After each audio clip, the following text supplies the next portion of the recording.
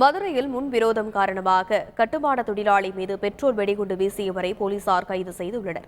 மதுரை மாவட்டம் திருமங்கலத்தை அடுத்துள்ள தென்பழஞ்சியைச் சேர்ந்தவர் முருகன். மனைவி மற்றும் குழந்தைகள் அருகில் உள்ள கோவில் திருவிழாவுக்கு சென்றதால் வேலை முடித்து வந்த முருகன் வீட்டின் வெளியே படுத்து தூங்கியிருக்கிறார்.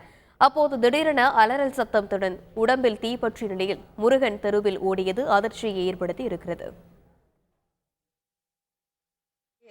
என்னடான்னு பார்க்க டொம்முன்னு சவுண்டு கேட்கும். வெளியே அந்த பையன் படுத்தவே அம்மா வந்துருச்சு. ஓடி வந்து இங்கனக்குள்ள தீ கப்பன்னு எரிய ஆரம்பிச்சிருச்சு. எல்லாத்தையும் கூப்பிட்டு தீ அமர்த்து அதுக்குள்ளேயும் ஓடிட்டாங்க. 3 பேர் வந்தாங்க. முருகனை மீட்டு அக்கம் பக்கத்தினர் மருத்துவமனையில் சேர்த்த நிலையில் ஆபத்தான நிலையில் சிகிச்சை பெற்று வருகிறார். இது தொடர்பாக விசாரணை நடத்திய போலீசார் அதே பகுதியைச் சேர்ந்த கண்ணன் என்பவரை கைது செய்தனர். விசாரணையில் முருகனுடன் ஏற்பட்ட முன்விரோதம் காரணமாக நண்பர்களுடன் சேர்ந்து பெட்ரோல் வெடிகுண்டு வீசியதாக தெரிவித்திருக்கிறார்.